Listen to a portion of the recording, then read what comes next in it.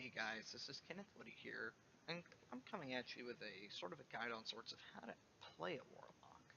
Because I've gone over how to build one, but I never really have gone over on how to actually play it. So this is going to be sort of a guide on how to play a Curse Lock for the first 5 levels. Now, this is also me going over how to play a Hexblade at lower levels. Alright, so at lower levels, you're mostly going to be more concerned with, just spamming Eldritch Blast.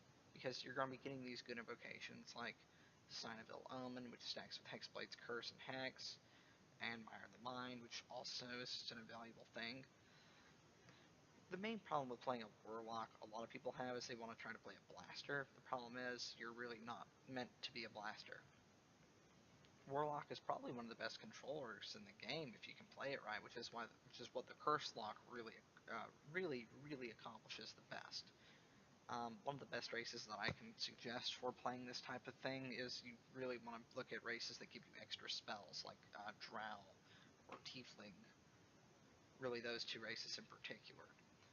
The reason I suggest Drow is because of the Drow racial, which gives you Fairy Fire and Darkness, as well as the free cantrip, as well as Drow High Magic.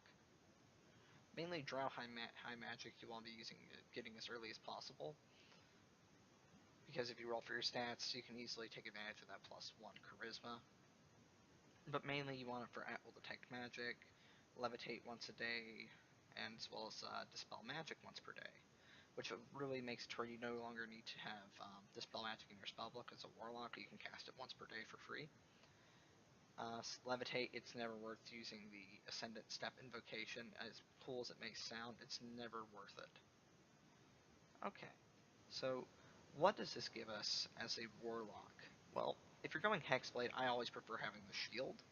So for me, the shield is a very strong thing, because it does require you to spend 2 ability score improvements on beats, especially if you're going with Drow. If you're human variant, you cannot get Drow High Magic, unfortunately, so you can still be a fully functional Hexblade Warlock, but you're not going to have as many spells to have to choose from.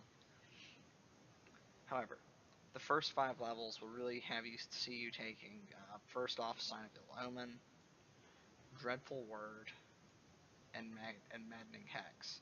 Really, I prefer Sign of Ill Omen, Book of Ancient Secrets, and Maddening Hex.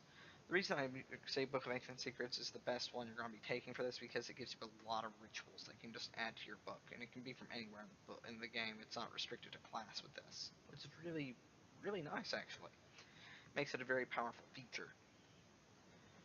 The reason Maddening Hex is if you can see a target within 30 feet of you, and it's got a bunch of stuff around it, you can actually damage not only that target with your Hex or Hexblade's Curse, but also all the things around it.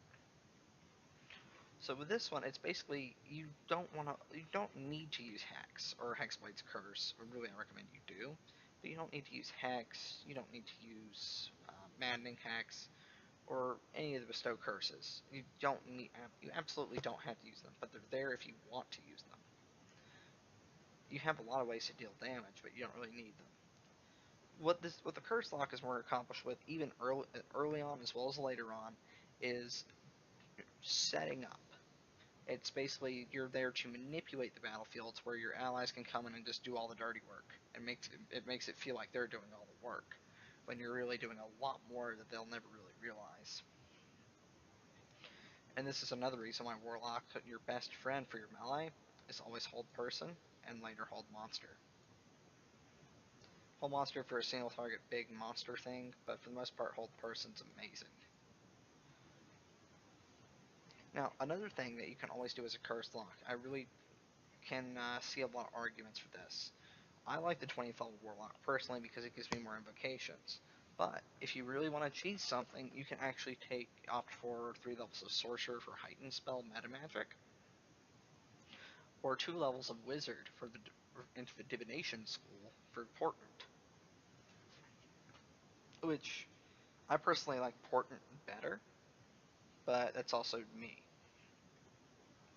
Plus, if you have decent intelligence, like 13, just put your 13 into intelligence for that one, and you can just easily justify going into Divine, or take Warlock for 18, Warlock Hexblade, or whatever Patron you're going Curse Lock with. personally, I recommend Hexblade since it's probably the best patron in the game at this point. And go 2 levels Wizard. The reason why is Hexblade gives you a nifty little spell called Shield. Problem is, Shield's a great spell. It's a great reaction, but it doesn't scale up. It's kind of like Hunger of Adar. Hunger of Adar doesn't scale up past the level you cast it. But Shield, the reason why it's a great reaction is it's a +5 AC and completely nullifies magic missiles. So if your DM is fond of throwing things that no magic missile against you, you'll get a lot of use out of this. So if you're going the 2 levels Diviner, use your Wizard spell slots for Shield.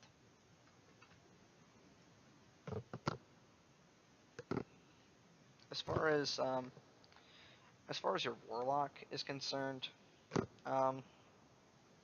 really, you're going to be picking a lot of utility spells, a lot of like your 2 big reactions, Hellish Rebuke and Armor and Agathis. And you're going to be using Hex sparingly, because the problem with how Hex works, and the reason why it's a very good spell for damage, but also a kind of a weird spell and has moments where it's not even worth casting, is let's say you're going to be applying it on a nearby target, yeah? Well, here's where the problem lies. Your bonus action says, should the target that you have a Hex on dies, you can move that Hex to another target. Well, with melee in the party, those things are probably going to die, or be close to dead by the time you move Hex over. Which is why I really suggest, with this build in particular, especially if you're going Hexblade, you need to take a 14th level Warlock before you think about multi-classing, unless you want to do it early on. The reason I say 14th level Warlock is because of Master of Hexes, which allows you, whenever the target you have afflicted with Hexblade's curse dies, you can choose to move it you can choose to use your bonus action to move Hexblade's curse to another target that you can see within 30 feet of you. This also applies for Hex. Does not apply with Bestow Curse, sadly, but it does still apply with Hex, so you can move them both over. You won't be getting the healing from Hexblade's Curse, but you can still continue to get that nice bonus of being able to add your proficiency bonus to your damage, as well as having a better critical window. And then you still have Hex Warriors. So let's say you're using a longsword. You can actually view your longsword where instead of using your strength, you're actually just using your charisma to hit, which also affects, guess what? Rod of the Pact Keeper. The reason I like Rod of the Pact Keeper as a Warlock, it's mainly for the passive. Alright, so whatever your quality is, say it's a +1, you gain an extra point to your spell attack bonus and your spell save DC. If it's a +3, you get the picture. But one of the reasons why a lot of Warlocks like it is you can use an action to restore a Warlock spell slot using the Rod. However, you can't do that again by that I mean using the Rod to regain a spell slot until you finish a long rest, which is how several of these invocations like Sign of Ill Omen, Mire the Mind, Dreadful Word, and Bewitching Whispers work, which are actually some of the better invocations. An invocation that I consider mandatory for all Warlocks, however, is Devil's Sight. Another one is Witch Sight if you really want to cheese and try to see through illusions. But for the most part, your first 2 invocations really depend on what you want. I always recommend Devil's Sight, and once you get 3rd level, Book of Ancient Secrets. You might be wondering why I don't have Repelling Blast. You don't really need that one unless you're going to be using more blasting, which actually you can trade out Witch Sight for Repelling Blast, Agonizing Blast, or whatever Eldritch Blast invocation you want.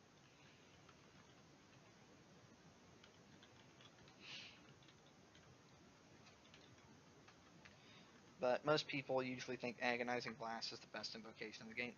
It's a very strong invocation because it makes Eldritch Blast better. But Repelling Blast can be just as good, if not even better, because if there's like a wall that you're knocking something back into, you're knocking them prone as well. Or let's say someone has like Hunger of Hadar up, another Warlock in the party has Hunger of Hadar, you can knock people back or pull them into Hunger of Hadar.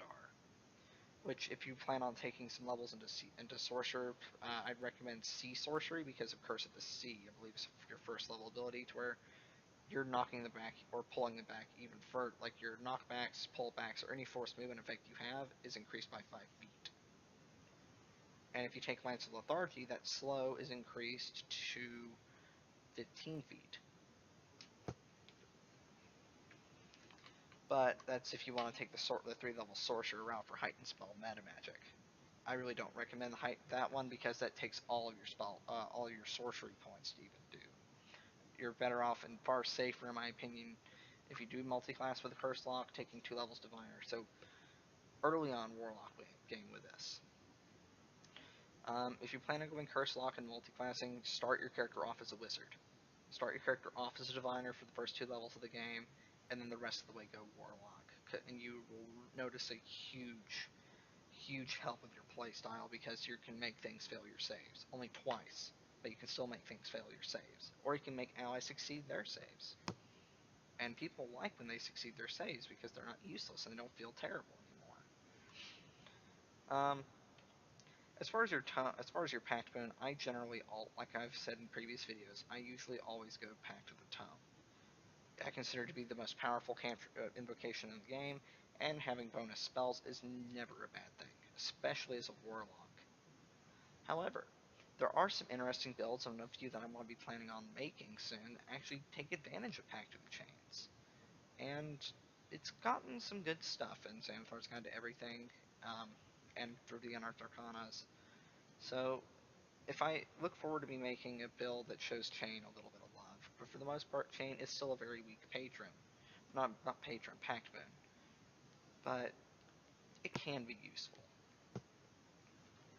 As far as Pact of the Blade is concerned, it's probably one of your better options if your campaign is usually stopping around 5th or 7th level. And the reason I really recommend Pact of the Blade is because it is a very consistent option. I normally don't sing Pact of the Blade's praises, but I know for a fact it's a very, very strong option. It's a very strong option. I forgot my headband. I thought it was +3. No, it's actually +4. It was actually originally a 12. Actually, no, it was 16. Okay. Aside from that, one thing I really stress a lot of Warlocks to do is to really keep track of, really understand how your Pact Magic works. Alright, so how Pact Magic works, and this is one of the things that confused me about Warlock when I initially started playing it, was Warlock spell slots don't progress in the same way that a Wizard's or a Sorcerer's do. They don't progress like a Paladin either. Yes, their highest level learned is 4th level, but that's the highest level they can cast. That is their spellcasting level. They always cast at 5th level, which is actually rather nice. Alright, so let's say you're starting your 1st level Warlock. You have 1 spell slot and 2 spells. 2nd level, 2 spell slots, 3 spells. And you usually get it, and you get 1 spell per level until you reach 10th level. After that, it's a spell every other level. So, as a 20th level Warlock, you only have 15 spells to pick from, and you gotta really cherry pick. So you're stuck with spells like Hellish Rebuke, Hex, Armor of Agathis, Hold Person, Mirror Image, and Shatter, as well as Ray of Enfeeblement if you pick it. It's a very strong concentration. For 3rd level, Hunger of Hadar, Counterspell, Fly, Gaseous Form, and Remove Curse. 4th level, Dimension Door, Banishment, and Hallucinatory Terrain, unless you pick up Sculptor of Flesh, which is a very strong invocation, which is also Dreadful Word, Bewitching Whispers, Sign of the Limb, and Admire the Mind.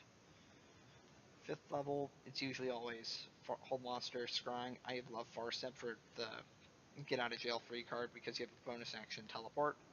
However, it does cost a 5th level spell slot, which is really, really shitty.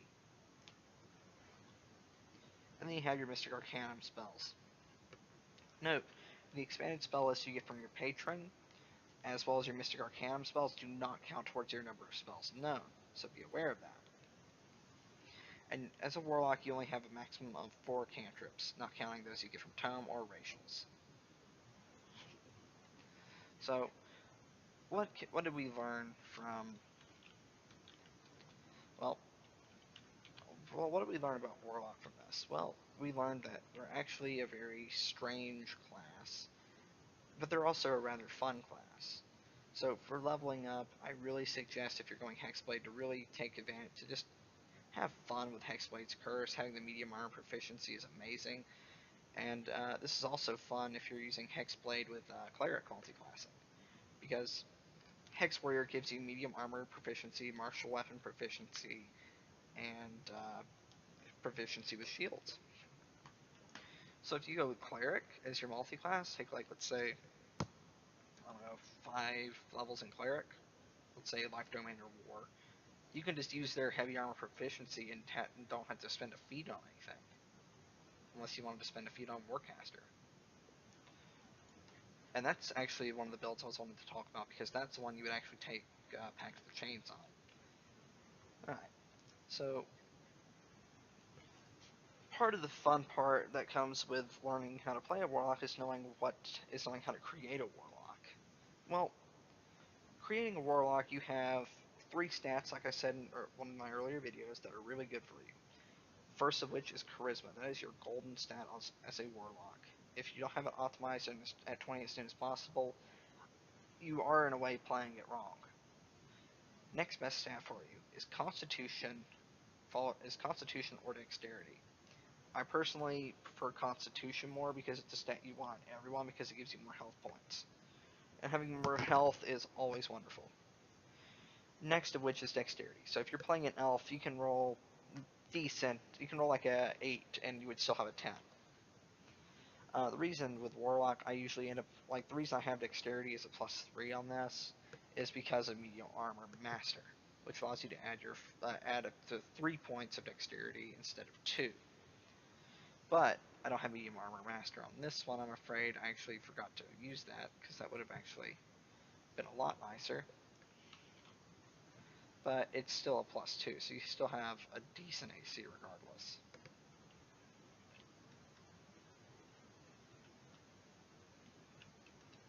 Yeah, even then, without Medium Armor Master, it's still a 21 AC on a Warlock, which is really nice. That being said, Medium Armor Master, is it generally worth it? Well, it can be, because it does make your Medium Armor a lot better, and it's still better than Heavy Armor Master, personally. That being said, the most mandatory feat with how I would play this is Warcaster, followed by Erase that gives you spells, and Drow High Magic. So at lower levels, generally your first ability score improvement can be ignored, especially if you roll well enough. But if you're using Standard Array, I would suggest using your feats sparingly and wisely. So if you don't see yourself using Warcaster at all, then just pick up a Buckler, or just don't use a shield. If you see yourself wanting to really go through the Drow High Magic and really amp your Curse Lock through being able to pick more spells you want, go for it. Use your 4th level ability score improvement for that, and you will love that Warlock for the rest of your life if you really get attached to it. Another thing that can really help you out with playing a Warlock is having a good backstory, and setting up an established relationship between you and your patron. It can be whatever you want, and if your DM is willing to work with you on that. And again, most important thing of all is to have fun playing your Warlock, because it's a very, very fun class, and if you're not having fun playing it, then you might need to try to find another class. And that's all for today, guys. This video is getting close to 20 minutes long. As always, feel free to like, comment, and subscribe. And if you're feeling generous, go over to support me go over and patronize me on Patreon, in a good way, of course, or just donate to my PayPal. Alright, guys. Have fun.